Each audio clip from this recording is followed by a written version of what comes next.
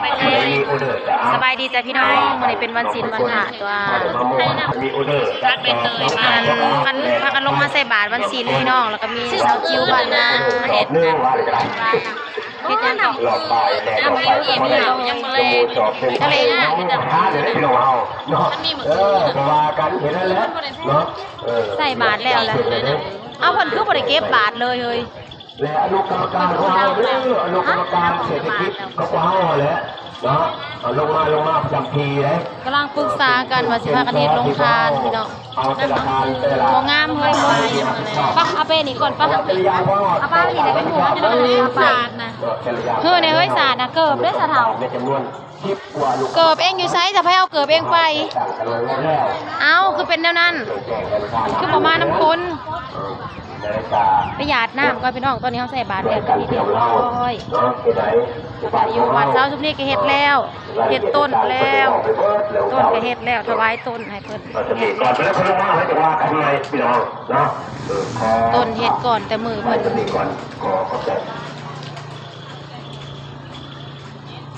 แล้วก็แล้วพากันทั้งหน้ากล้องหน้าพากันปรึกษากันสิเฮ็ดลงทานนะพี่น้องเพราะว่าสาวซุปเปอร์นี่กับบ่ว่างวันที่1วันที่29กับไปงานถึงกลางเว้นกลางคืนเนาะแล้วก็วันที่1วันที่30ก็วันที่1ขึ้นวิลาเด้แต่ว่าเพิ่นสิได้คือหูน้ำกันหั่นล่ะพี่น้องเนี่ยพอบ้านสาวซุปเปอร์นี่เพิ่นก็นิพพานแล้วสวรรค์สันฟ้าวันนี้เฮาก็สิได้ปรุงนี่น่ะสายบุญแล้วจองสายคือสวรรค์จันทร์ผ่านอันนี้พอเพิ่นเกิดปรุงซุปของเฮาอยู่บ่เพิ่นเอิ้นอะไรก็ครับโอ้ได้ปรุงซุปแล้วแต่เพิ่นอะไรก็ยังมรณะตายก็แม่นิพพานที่ว่านี่ได้ซักทางเองเราเว้าบ่เป็นก็วันที่1หั่นล่ะพี่น้องวันที่1กระบุญปรุงซุปกระบุญปรุงซุปนั่นได้บุกคงก็จะคือพาว่าสบุญปรุงซุปเนี่ยพอบุญปรุงซุปไหลซุมเฮาวันที่1พี่น้องเอ้ยไหลซุมเฮาสิเฮ็ดลงทานก่อนสิเฮ็ดลงทานวันที่28เว้ากันเพราะว่าเฮาว่าง28ได้ซะเอง29เองก็ไปงานถึงก็เป็นกลางคืน30ก็ขึ้นวิลาแต่ว่าวันที่1ตอนแรกวันที่1ก็จะมีลำเรื่องพี่น้องมีลำเรื่อง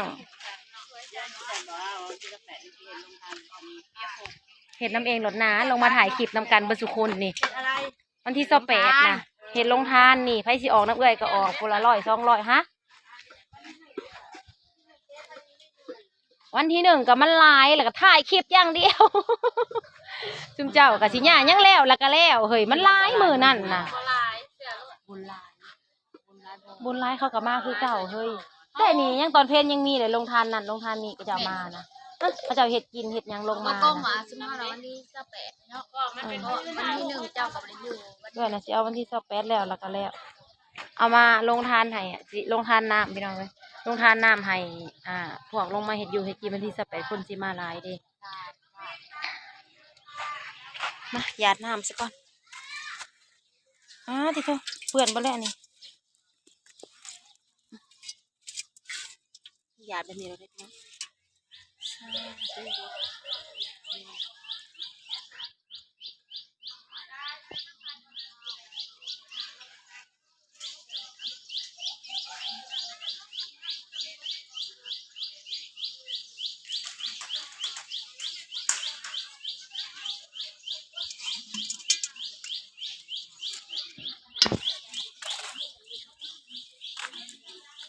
เราจะลงทานทำลงทานวันที่28ได้พี่น้องเด้อ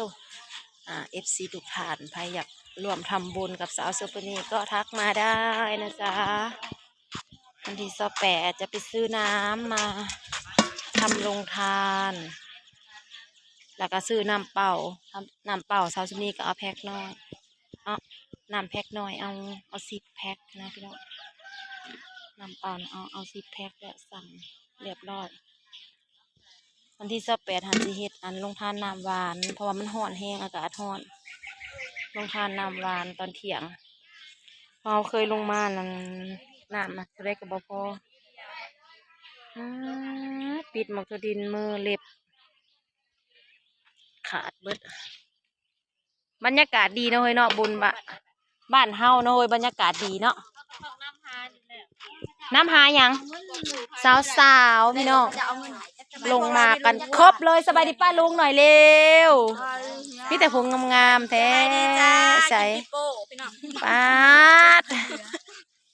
ยินดีกับน้องดาวคนสวยนะคะ ได้เงิน YouTube ก้อนแรกได้ประมาณ 3,000 กว่าบาท 3,661 บาทพี่น้อง ได้เยอะมาก เอาได้ก่อนแล้ว น้องไผ่ใกล้แล้วเสาจิ้วใกล้แล้วเสาจิ้วยังบ่ผ่านเลย ได้ว่าของเฮาก็มีจุดเขาบอกเงินชื่อเลข สาวจิ้วกับสาวผ้าโพดโพหมกโม่หมกแตงผ่านยากผ่านซา เอายังเพิ่มหอย3 ปีแล้ว สาวจิ้วกับ3 ปีแล้วสลอง3 ปีบ่ผ่านจะเป็นอะไรเถา ใช้กับบ่ทอขอจะคนกินนะเดี๋ยวแล้วแน่แล้วกันแล้วงานก่อนพี่น้องเฮาจังสินัดกันทีมงานสลองเนาะ กินเป็ดกินไก่เอายังบ่ได้ซื้อ ตอนนี้ยังค้างงานอยู่พี่น้องแล้วเวียกแล้วงานสำเร็จเสร็จสิ้นทุกอย่างเฮาจังวางแผนนัดกันจ้า เงิน 3,000เฮาบ่กล้าเลี้ยงหมูนะอย่ามันเบิด เงิน 3,000หั่นนะอย่าไปซื้อนมลูกพี่น้องอย่าบ่ดินแล้วได้สิเลี้ยงดอกและ เฮ้ย สิ ปัจจุยากยังก็คือนักเรียนน่ะเด้เข้าไปกินว่าปีใหม่เขาก็ถือน้ำไปบุละขวดละขวดโตสิมาสลองว่าอันเงิน YouTube โตก็ถือน้ำมาขวดหนึ่ง แล้วก็สิสลอง ถ้าอยากกินเบียร์ เจ้าของนี่สิเป็น ถ้าอยากกินเบียร์ก็ซื้อมาแต่เฮือน ก็มาสลองความยินดีน้ำเฮาค่ะเด็ก ก็ถือมาบุละขวดละขวดแต่วันเกิดยังถือไป อันนี้เป็นสลอง3 ปีแล้วจะเฮ็ด2 เดี๋ยวสิเช้าจิ้วก็สิจะลอง3 ยัง ปี บ่มีเวลาพี่น้องเงินก็ยังอยู่ในบัญชีเดี๋ยวสิ บ่มีเฮ็ดได้คือข่อย ทอนออกมาป้าทอนออกมาแบบเยอะมากเลยค่ะ เดี๋ยวสิทอนออกมาเลี้ยง เห็นคอนเทนต์ถ่ายคลิปให้พี่น้องเบิ่งอยู่ แต่ว่าตอนนี้ยังค่าชี้เขา ไว้มันออกดอกเบี้ยก่อน มันออกดอกให้มันถอน ให้มันออก 4,000ซะก่อนเพราะว่ามัน 3,661 บาท ให้มันออกดอกเบี้ยซะก็สิได้จกทงใส่แล้ว พวก นะ เอ็ดเด็กทั้งชื่อเลข เดี๋ยวจะขอนักเวทปนี้ตื่นมันถอน4,000 เพิ่มให้แน่สิ ชื่อเลขเด้อ ได้สิเลี้ยงเบียร์หรอกนะอันไปยิน ถ่ายรูปแม่ก่อนไป กินบ่ กิน กินบ่เบียร์สิเลี้ยงเบียร์เอาปื้อเป็นเป็ดเป็นไก่เด้อ แล้วงานก่อนเนาะ เดี๋ยวสิซื้อเบียร์ใหาย วันนี้เจ้าก็กลับมาซุมเฮาก็แล้วทุกอย่าง ก็กลับมาแต่วิลาก่อน เขาเรียกเขาสิเรียกคนไก่ เมื่อได้วันเกิดเจ้านะหนูวันที่28ปุ๊บ ก็8เดือนหน้า 18 เดือนสิมาเนี่ย เดือนสิมาวันที่ เป็น 18 งาม คือมีแต่กินกับกินแถบบ่อ้วนบ่ บ้า ละ บ่ เดี ได้ ยว กิน เนี่ย แต่เฮิง กินงานดองค่ะเด้ บ่ได้มีงานกินแต่เฮิงแล้วนะคะ นั่งจะรูดจะแหล่อยู่เฮ้ยเนาะเฮ้ยให้แล้วเวียก่อนเองเมื่อเคลียร์น้ำเที่ยงให้เที่ยงหน้าก่อนใบใหม่หล่นกล้อง สิ่ อง ยู่ ภารกิจก่อน จะออกมากินอยู่หน้า ผ ผม มไป ออกมากินอยู่หน้าพูนก้นเท่าดินอีกได้ชุ่มเจ้ามื่อนี่นะก้นละ50 โล แม่มาใส่บาตรซะก่อน ออเดอร์เข้า มาเอาเด็กน้อย หักไปส่งเองได้ มันบ่ได้ใส่บาตรแต่เฮิง อัน100 โลน่ะไปส่งเองอยู่ปากซองพู ส่งให้อ้ายอันนั้น แต่สิไปร้องเพลงเลยเฮ้อ ก็มีเวี เอ้ยอันนั้น ออเดอร์ใหม่บ่คน ได้ ใหม่ เลย บ่ ตั้งใจไปส่งแล้วบ่ไปแล้ว บ่ไปแล้ว2 สอบนึงรูปตายเลย ย่ามัน เมื่อวานนี่เมียดาวันมาเอาเองวานนี่เฮ้ย คนอีกว่ามื้อนี้นะ มื้อนี้ก้นอีก ไปลง ให้ว่างกับไป พ่อให ก้ ญ่ น บักตะวันก็โทรมาสั่งตั้ง200,000 200,000จะเอาแล้วนะ ไปเมื่อโอเคจ้ะพี่น้องเช้าชนี้ก็ลงมาวัดมาว่าได้มื้อนี้เป็นวันพระวันศีลดับเบาะมื้อนี้นะเฮ้ยหิววันศีลดับนี่เนาะ วิดีโอด้วยพี่ ใครสิไปอันบันโพนวะ TikTok ไปบ่ตอนแรง แล้ว ขึ้ มัน นสิหยุดเอง มาอันโคนเท่าดินแล้วตอนแรงสิอย่าไปบันโพนไปกราบเบิ่งในพี่น้องบรรยากาศ